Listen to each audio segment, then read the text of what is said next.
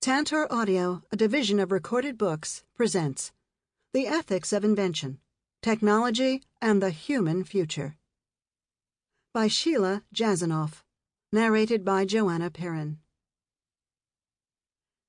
Chapter 1. The Power of Technology.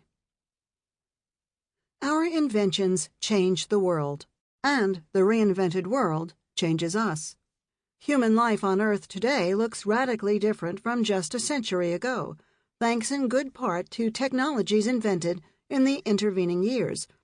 Once firmly earth-bound, with only legs and wheels to carry us on land and ships to cross the waters, we have now taken to flight in droves, with more than 8 million passengers crisscrossing continents each day in a few airborne hours.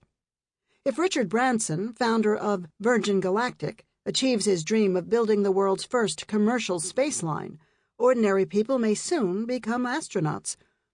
Communication, too, has broken free from shackles of time and distance.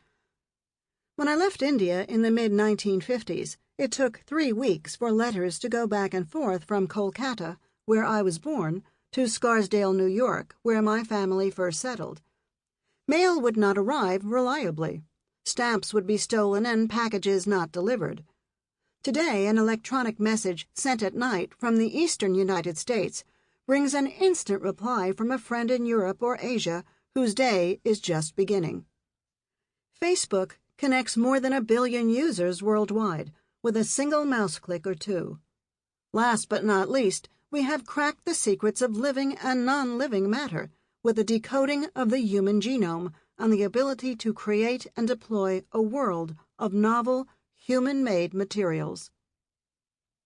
Speed, connectivity, and convenience matter a lot, but for most of Earth's 7 billion people, the quality of life matters more.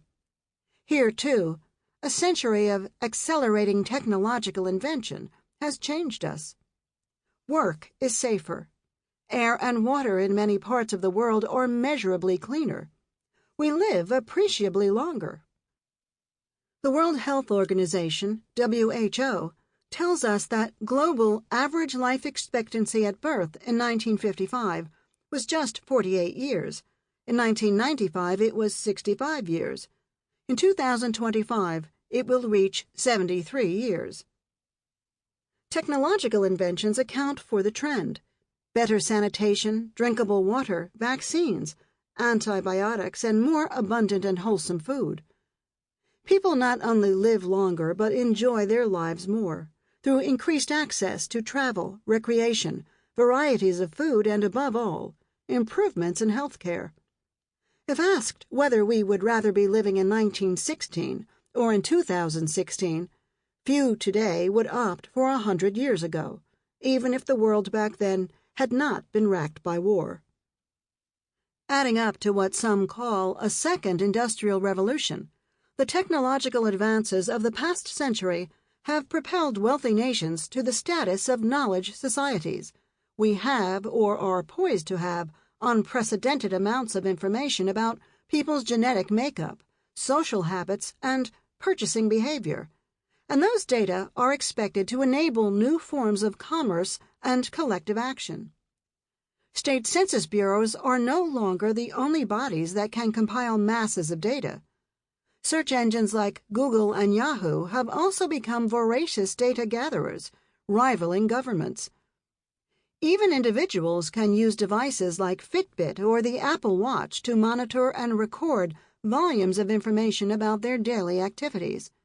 Digital technologies have made it possible to combine previously incommensurable forms of data, creating useful convergences between physical, biological, and digital records. What we know about a person today is no longer just a matter of physical descriptors, such as height, weight, ethnicity, and hair color. Nor can people be located through only a few static markers, such as an address and a phone number. Instead, biometric information has proliferated.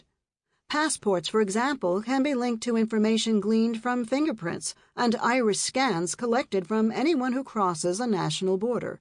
Apple incorporated a digital fingerprint sensor into its smartphones in the 2010s to replace numerical passcodes. Sample complete. Ready to continue?